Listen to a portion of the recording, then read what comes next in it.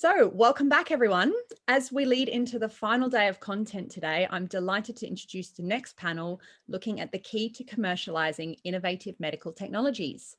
I'm delighted to hand you over to your moderator, Andy Smith from Equity Development, who will introduce the session and the panelists in full. Andy, over to you. Thank you, Angela. Hello, everyone, and welcome to our panel today. Again, this is the panel on commercializing innovative medical devices or medical technologies. And I'm joined by three very knowledgeable people. I'll try and be making some sense for my version of their input. My name's Andy Smith. I'm the analyst, life science analyst at Equity Development, a research house based in the UK.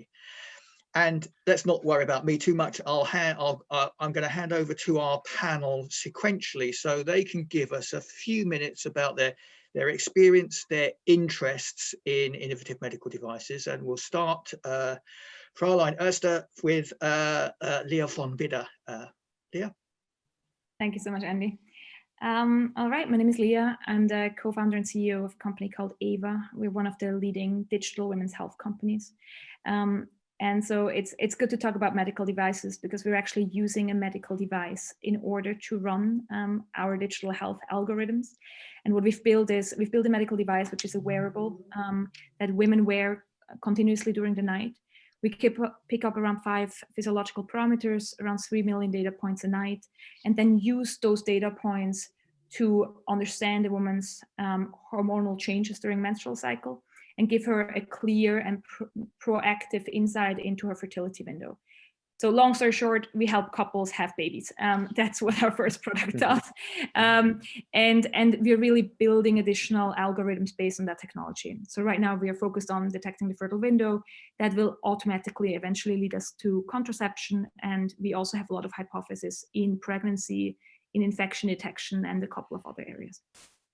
Thank you, Lea. And I used to be a pharmaceutical marketing person. So if I could add something to your last tagline, it would be our device helps couples to have babies. I would add that in there. Anyway. Absolutely. So, please join us in our marketing team. Yeah. I'm a bit out of date for that. Anyway, David Braun from the mighty Merck. Would you like to give us some thoughts and introductory statements, David? Yeah, so hello everyone.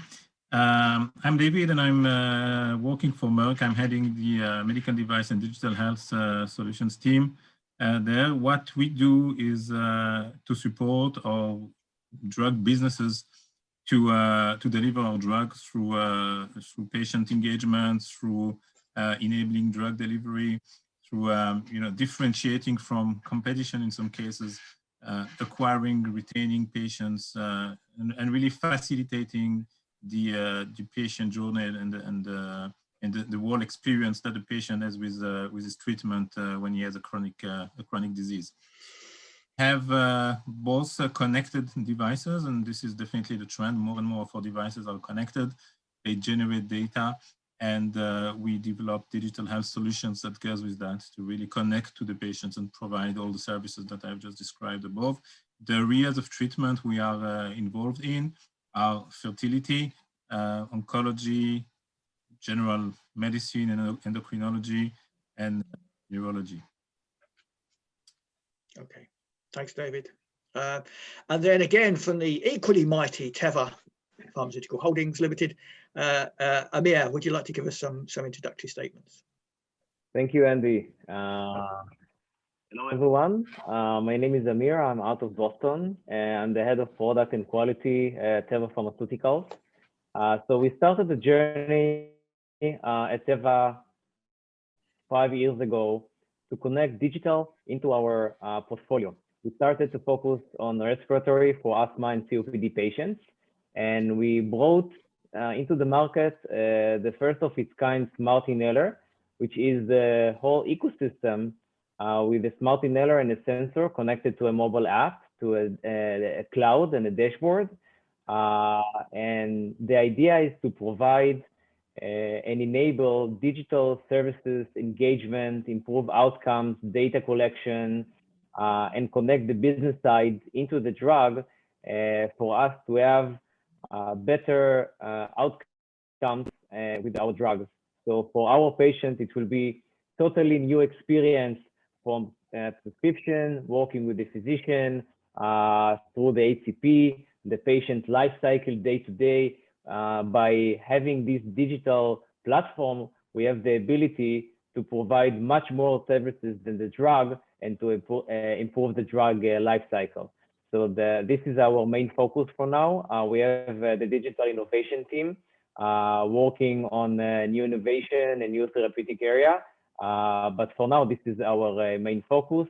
The mobile app and the system is already in the market in the US, and we see a lot of excitement in the market. Okay, thanks, Amir, and thank you for reminding me that whether it's a payer or a device developer or a software developer, we're all out for outcomes. We're all interested in improving the patient outcomes in this, which is the whole point of it. So we'll start on our discussion now. And the first point we talked about when we had our pre-discussion was actually one thing I was going to save till last, but as it seems to be the most interesting, and we could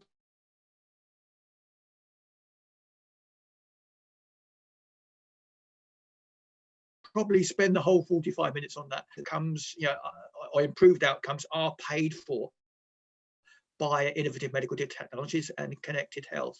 And we will have a separate quick discussion on connected medical devices and drug device combinations perhaps later on in the discussion. But if we're at the moment thinking, how do we get paid for collecting this data? How do devices get paid on a software license or so? Now, we had discussions beforehand, and David has perhaps a longer history than any of us in here. So David, would you like to kick off a discussion about how we get paid, how you charge, how you make money out of innovative connected devices? Yeah, I was on mute. So thank you for the question, which is indeed a very interesting one, and I think also a very challenging one for the digital health industry. And I think we have to differentiate between digital health within pharma or within, when you talk about digital health for drug delivery or for digital therapy, and maybe if you directly sell your solution. So talking about pharma, when digital health and connected devices are part of the treatment, in fact, the way we develop the business cases and we look at return on investment for those products is new or is different than what we used to. And you really need to look at the value you create for the patient, for the company, for the physician, for the payers, and for the various stakeholders that are going to use these solutions. And usually there is more than one. In most of the cases, I know that there's more than one user for the solution. And if you are able to, to make everyone happy, and if there is something in it for everyone, then you can get back a piece of the cake. If I take an example of something that we have put into action, looking at adherence monitoring, for example, that we can do thanks to connected devices and digital solutions, we have been able to have adherence-based contracts in some countries where we could share and demonstrate with the payers that our treatment is more efficient, takes to a higher adherence when you compare it to equivalent or competitive treatments. So that's one option. The second one is once you have a digital solutions, you can offer additional services to the patient as well. And those services you may be able to monetize at some point if it's directly by the patient or by the clinic or by the employer in some cases.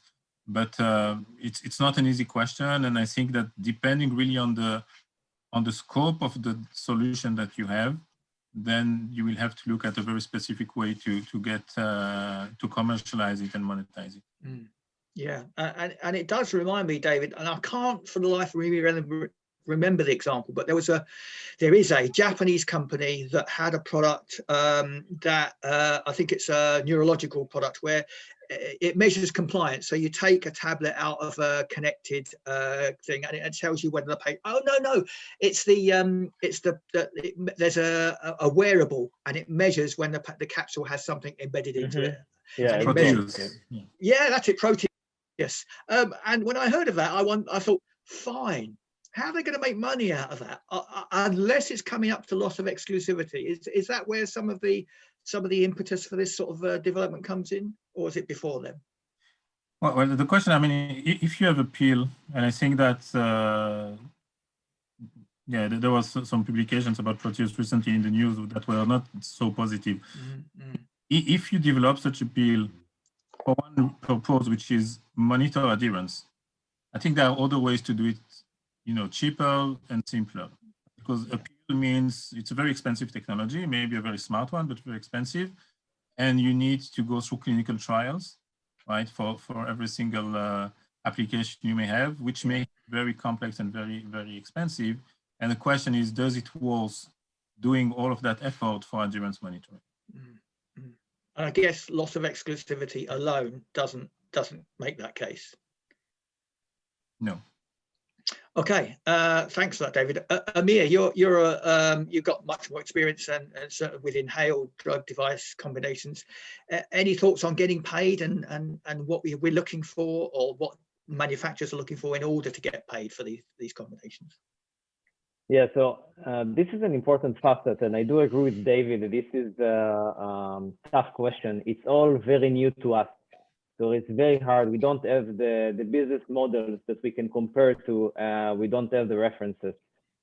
From the other hand, we have the option to create multiple values across the board. So not only the patient, we are talking about the holistic view with the HCP, with the insurance, the payer, the patient, and the whole business ecosystem working from the drug prescription through the drug usage, through the refill, physician communication and reports, setting profiles, and then collecting data, as Lea has described as one of the main aspects.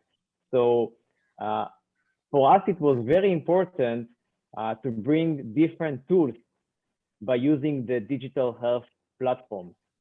It could be, and we see a lot of solutions in the market. It can be a wellness app, it can be a medical device, it can be the whole ecosystem with the cloud and data collection. And I think that connecting those tools into the drug, it's very important to extend it to the extent that you can bring multiple values. And then talking about values, you can talk about how to monetize those values. And I can give a few examples. It can be with HCP or physician communication. We learned that there is difficulty usually by the patient to understand what actually has been going with the drug, how to communicate it to the physician. And by providing the dashboard, we have a good source of proof for a group of patients, the patterns, the behaviors, the other endpoints that we can collect using the mobile app.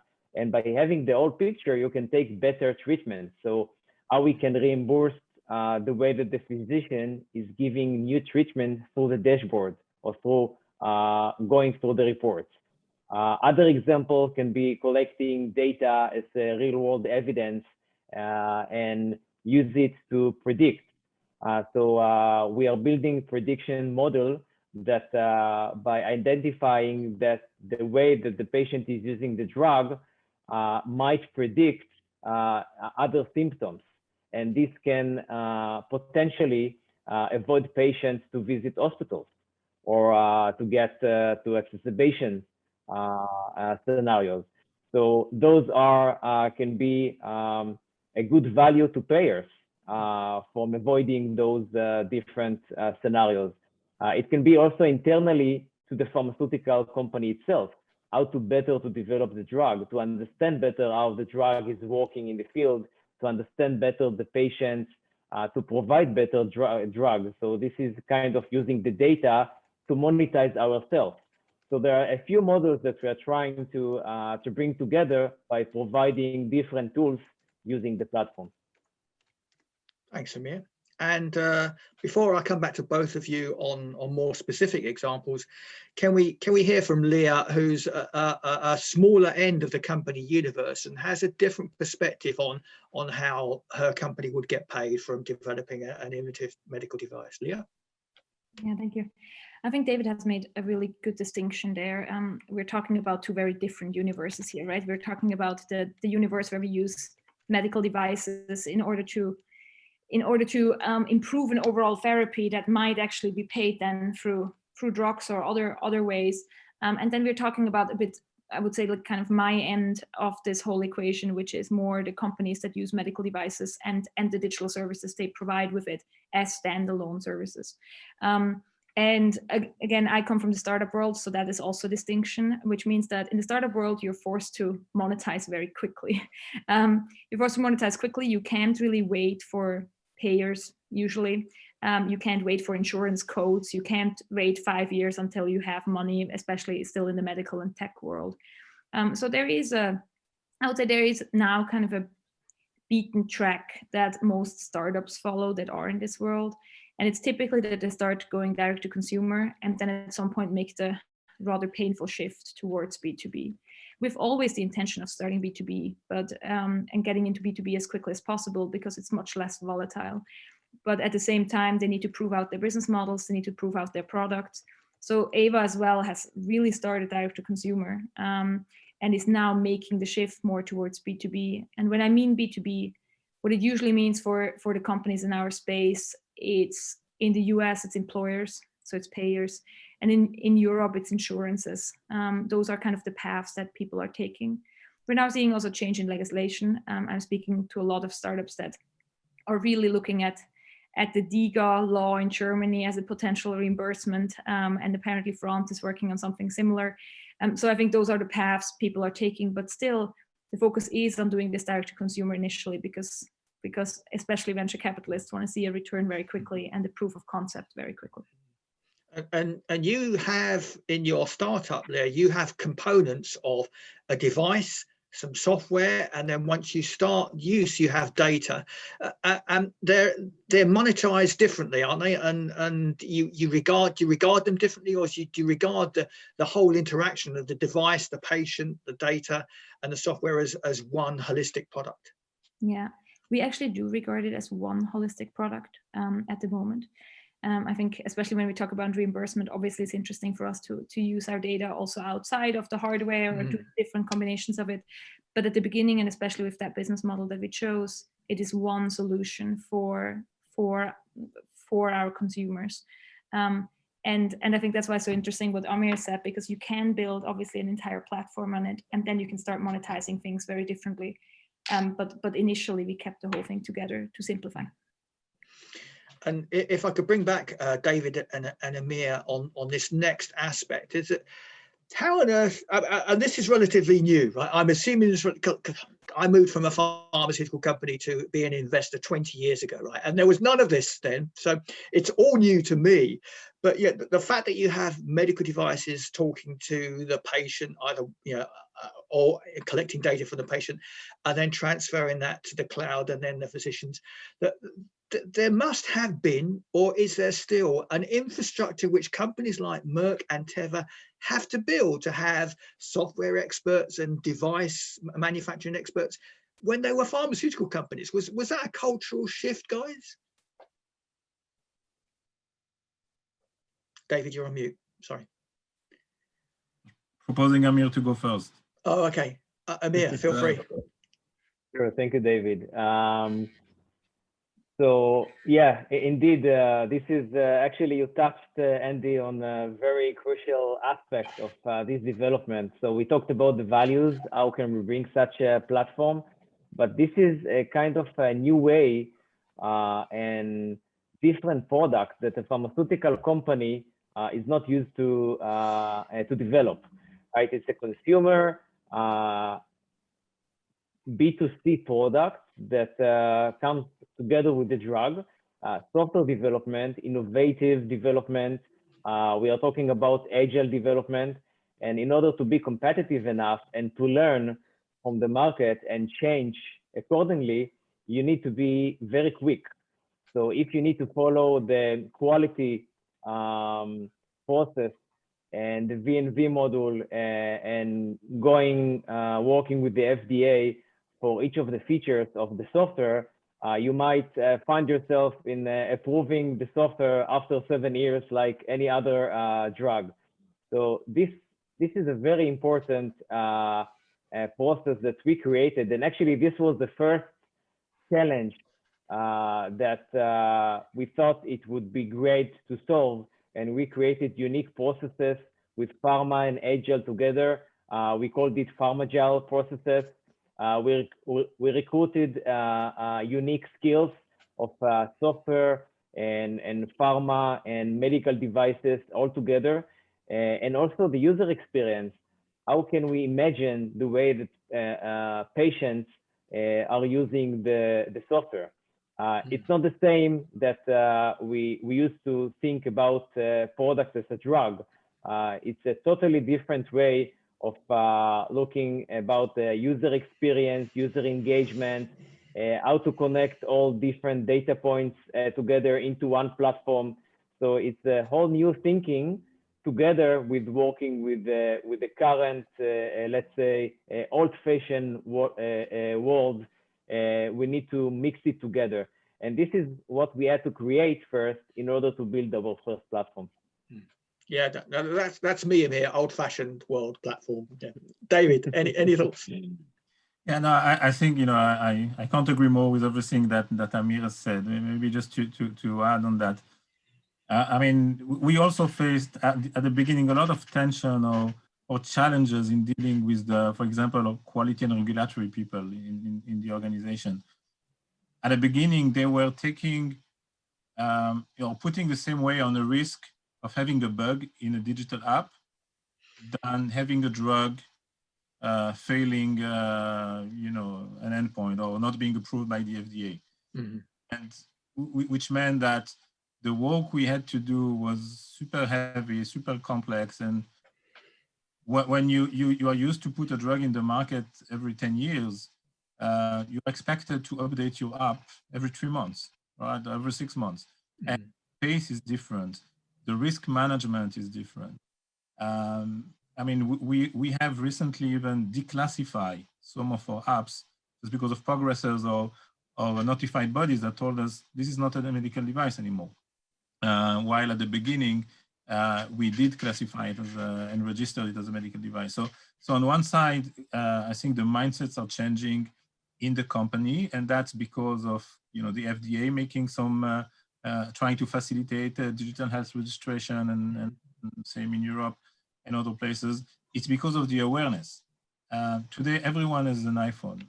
I like Ava and Amir talking about patients as consumers. This is completely new to the pharma industry. In the beginning, you were delivering a pill and you take it if you like it or not, right? Today, the digital solutions or even the connected devices, we all have iPhones, we all have very nice consumer electronics gadgets at home, and we expect from our digital health solutions and from our connected drug delivery device to be the same and to behave the same. And patients don't accept anymore that you know, the technology of pharma or medical devices is lagging 5 years behind the rest of the industry. That's not working anymore. So we also have hired, you know, we created a full team of usability engineers. We're implementing design thinking into our development processes.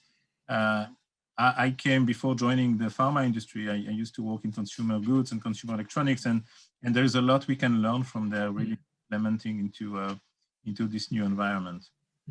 And that's a useful point. And before I sort of ask Lea to give her thoughts on getting paid a bit more, I want to make the contrast, so Lea can make the contrast between a small startup company, an entrepreneur's perspective, and David Amir's views from a big company, because I imagine, it may just be naively imagining that your return on investment targets for a new innovative medical device, let's say it's connected inhaler or something, are much longer. You can afford that time of investment where you're building the team and the device and the software and doing the clinical trials and getting the data.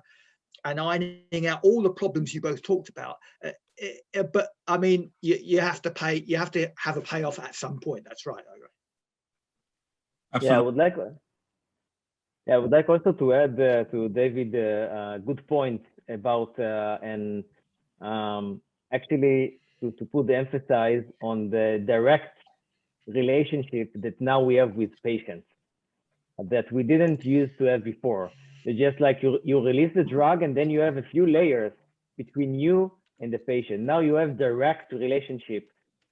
One good example can be the support.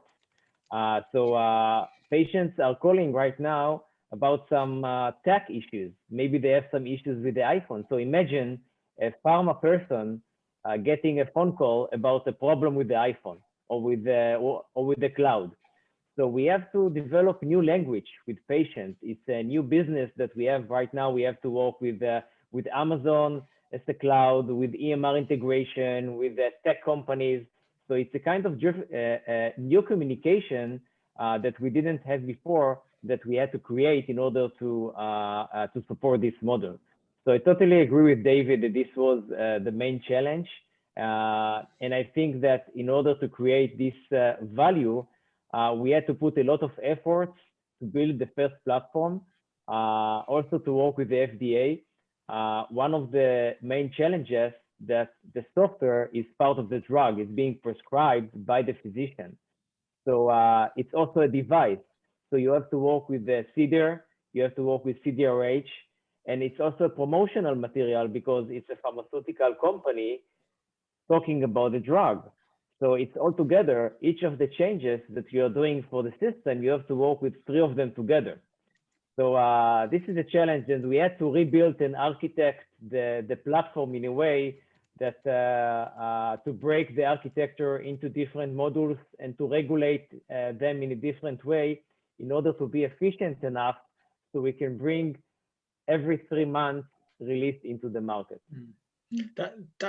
Sorry, Lea, go on. Sorry, I actually have a question. Sorry, Andy, for taking your role here. But I do have a question to both David and Amir, because I was curious why you didn't mention the whole, yes, we're talking about relationships and that you have relationships directly with your consumers. That makes a lot of sense. But what about the key people that are currently leading this relationship, right? You still develop products and they go to a sales force. The sales force goes to an HCP. The HCP talks to the customer or to the patient.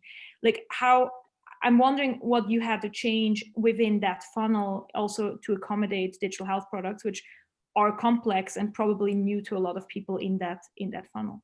If I could just interject before Amir and David come back, because I was going to reinforce Amir's point. This is where we are these days. This is why we're not having this discussion in a conference room somewhere. The pandemic has changed the way in which virtually everyone does business. So there are no consultations in primary care clinics, or very few. There are no sales forces going out to meet doctors every day. So it may have been what Amir is talking about, into the relationship between the drug device manufacturer or the drug manufacturer with the patient and their data. There may be no going back from that. We don't want to, you've cut out some of the primary care physicians' roles and some of the sales force roles. You now have that captive patient. Am I wrong in assuming that, guys? I don't think you are wrong. I mean, there is still one difference, I think, is that legally, pharma companies are not allowed to be in direct contact with patients, right? So we still need to, I mean, with patient support programs, I mean, when you deal with chronic treatments, you usually have patient support programs. And we are using those to really get in contact with patients.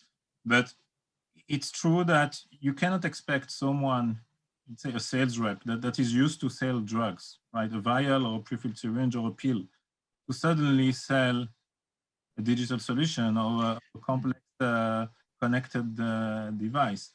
And so we have a training team, for example, that is spending most of his time on Zoom or on Teams, but on training sales and marketing teams, training sales reps, training patient support nurses for them to train then the patients and be in contact with the patients. What we have developed before COVID, and it became very attractive during COVID, we have developed and call it digital health, or augmented reality training applications that patients can use to get trained on the entire solution. We developed that at the beginning as a help, but we find it out being very helpful during COVID, where nurses couldn't visit patients, and it got a lot of traction, and patients are really using those augmented reality training modules to better use the device, to know how to use the digital health solutions. That's reducing the technical calls that Amir mentioned earlier of calling our call center. So that's definitely something we need to take into account. I think the answer to your question, Lea, is yes and no, but we'll see what Amir's got to say on that. But yes, there is a close relationship between the drug sponsor, if you like, and the patient. But there are certain legal, as David points out, there are legal restrictions that come into place. But I think it's fair to say that as this era of connected health and telehealth moves forward, that the manufacturer will never be closer than they've been now than they've been before with the patient. Amir, do you have anything else to add on that? Yeah, so as David, I also came from the consumer electronic industry before I joined, to bring all those innovations into the pharma. and I can give one nice example that in every app, it's very easy to have kind of a field that the patient, that the user will be able to provide feedback. So in pharma company, it's very hard to do that, because every feedback that can come from the patient can be adverse event. And then it's something that you have to manage in completely different ways. So also by adding your profile, there is liability of the data and the privacy. And we're talking about HIPAA and GDPR in Europe. There are so many aspects for each very simple feature that you can use in the consumer world that you cannot do, or you have to do in a different way in the pharmaceutical world. So this is why it makes it much more challenge, but hopefully by putting it all together, you can bring a real value, because now it's coming together with the drug. Okay, and just to finish off on commercialization and return on investment from Lea's perspective, yeah, I imagine, and you've hinted about this before, Lea, that you don't have the time to, at least as an entrepreneur starting a new company, you build those things as you go along from the very get-go. You don't already have a drug and perhaps a device combination and teams that you have to bring together from disparate parts of the company. You build it from the ground up. So I guess your expectations on return or investment are quicker. I mean, they're definitely quicker just by design, and I'm sure David and Amir understand that from their previous past of different kinds of products. So yeah, I mean, you definitely have more pressure on ROI, but at the same time, I think that's the right thing to have. Like, it's not something that I would ever complain about. I actually think it's a huge advantage for us to be able to go to consumers first and test our product with them. And then it's also a huge advantage, when we talk about how did we have to change our companies in order to accommodate digital health? We didn't. we managed to build this up from the very beginning, right? Yeah. So the relationship with the end customer from the beginning on has been really critical for us. The understanding of what we do with our data has been critical to us. So I think we have the advantage there to have built an ecosystem from the very beginning that works. And it's interesting, we also, what David mentioned, we also have that in common, right? I mean, regulatory and quality concerns and how long that takes, and that we can't change the color of a button on the app because we need to get first an approval somewhere, right? It's very foreign in the tech world and the digital health world. It's just not defined yet. I mean, yes, the FDA comes out with new guidances, but we don't, it's an environment that is constantly changing, and it sounds so agile, but it really isn't in certain areas. So that definitely makes the whole thing also a bit more interesting. But I think what we haven't really found, and that's going to be a really interesting one, if you look at the other startups, is how do we then bring those together actually with pharma? We have a couple of examples there, but we also see that this digital health world and device world has really built itself up alongside pharma. And there's a couple of companies that have done it, but a lot of it is actually going a very separate way at the moment, which is a pity, because I think companies like ours do sit on a lot of data that would be really helpful for other areas of business within pharma as well. So it's building it within pharma, but then also how do we foster those collaborations in the future? And that is a very different perspective, Lea, that I'm sure historically Merck and Teva would have had, right? Because out and out, they're drug companies, right? They sell tablets, pills, capsules, injections. And what we're talking about is, so they're used to doing clinical trials, they're used to dealing with drug regulators. And what we're talking about now is changing that with an innovative medical device that actually comes around to a drug and device combination that promotes the drug use in a different way. That has been, I guess, a different mindset from the bigger companies, but it was ingrained in you from the very beginning. That's right, isn't it? Well, I think there's a big question, and I haven't settled on that, and I would love to hear everyone's thoughts around it, and we probably just don't know yet. But the question is, who's going to own digital health in 10 years? Mm-hmm. Like right now, we have a couple of digital health companies that are large, fine, but they're not really large by comparison to the companies that you work for right now. They're large compared to us, but who's gonna really dominate digital health? Is it going to be the traditional pharma companies? Is it going to be the medical device companies? Or is it going to be Apple and Amazon? And I think the jury is still very much out there, but your question to what has to change in an organization to accommodate, is it easier to go from a tech company to do digital health, or is it easier to go from pharma to digital health? And sure, it's easy where we are. We go from digital health to digital health, but we start on a very low level, which is going to make it harder.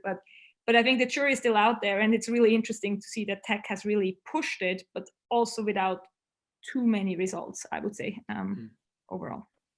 Yeah, I really like, Lea, how you put it together, and I think this is a good example for what we are doing, all of us, what we are doing right now, is actually we are creating the bridges, right, between different aspects that we didn't think before that we can connect together. This is like the connected health.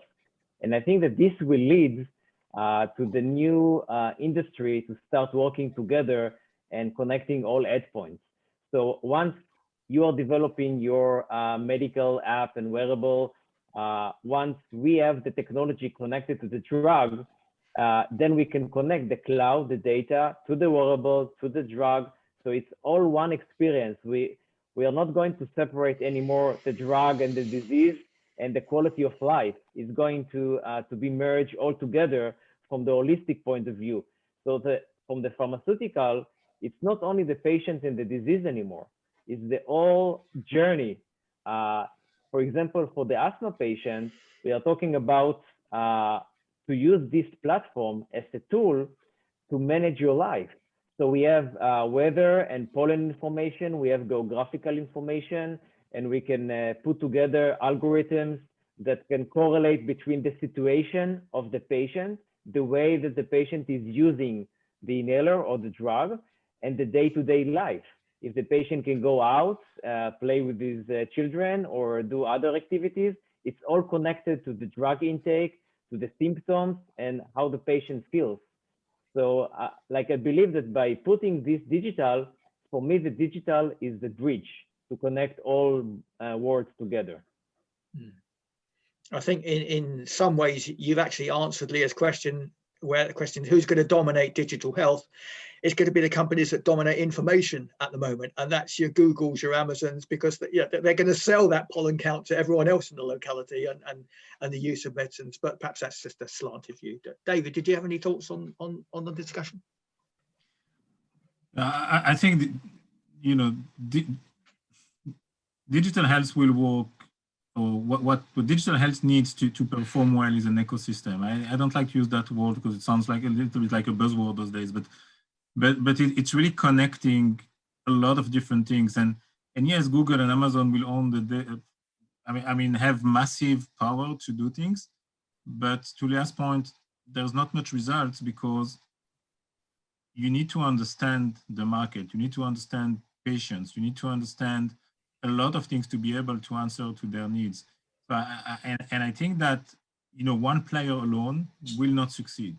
It's going to be everyone working together. Who is going to be the bigger at the end? That's a good question. Who is going to own it? Good question. I mean, if I look at what we are trying to do at Merck, for example, we don't try to reinvent the wheel. We are trying to build on existing technologies. There are better players than us at Merck to develop the next, software platform, to develop the best cloud hosting platform. What we are trying to do is really merge between the patient needs, the market expectations, the technology, and see what is the best solution we can bring to patients thanks to that. And that's a very useful aspect, very useful perspective, David. And we're heading towards 5 or 7 minutes left. So there are a couple of things I wanted us to talk about, the sort of add-on questions to digital health and innovative medical devices that I wonder if we can think about. The first one is more practical. So we've talked about getting paid, but what about getting products approved? And I remember thinking back to the early days of diabetes management, when the FDA was worrying about an artificial pancreas, where they didn't have the teams to assess the software that would use the device from a blood glucose monitor and translate that with an algorithm through to the dosage of insulin. Are the regulators up to handling connected health? What does the panel think?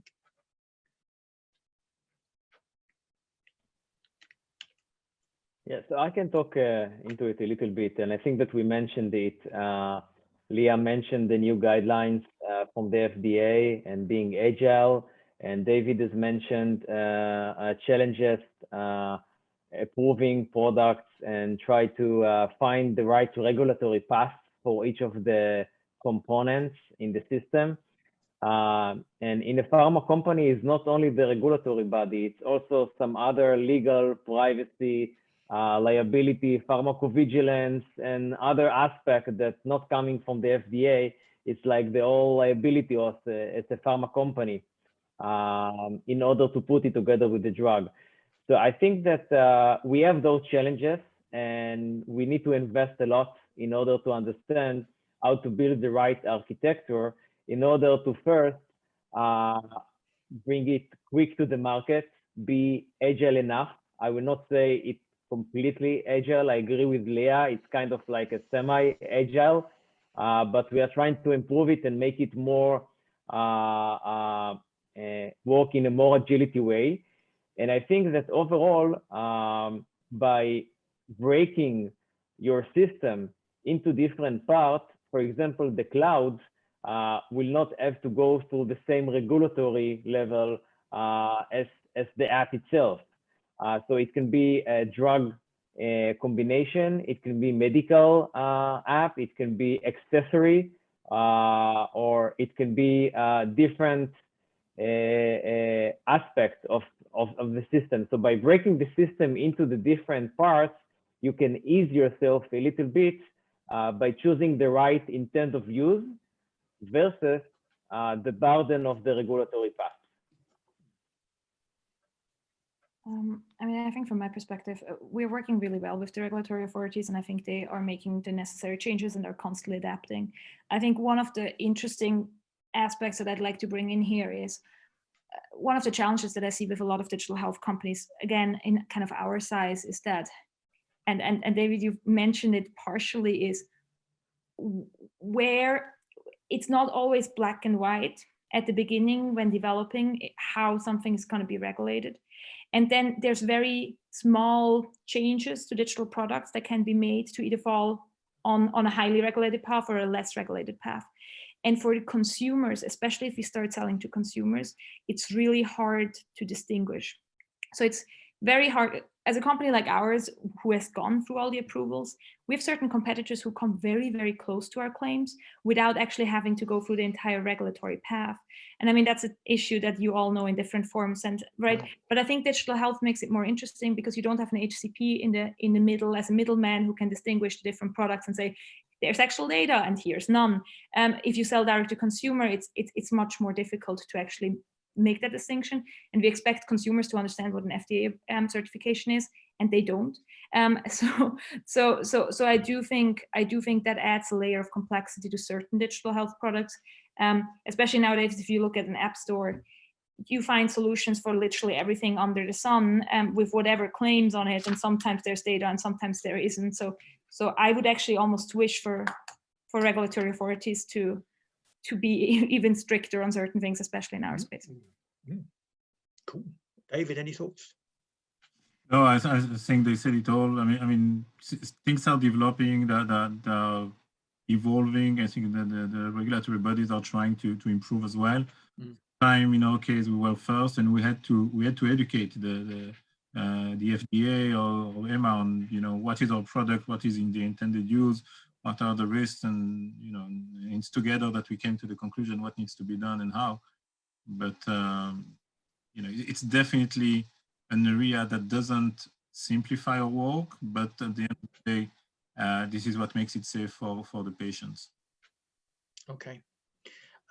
So I don't want to run over our allotted time. And I have to say that we've barely got past the first subject we'd sketched out to discuss, that's being paid and reimbursement for innovative devices, into all the others we have. So perhaps we'll save those for the panel for next year's conference, if that's okay. But we're having this discussion recorded.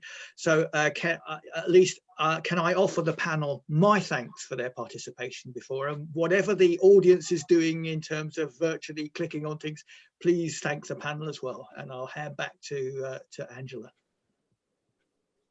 Thank you. Thank you, Andy.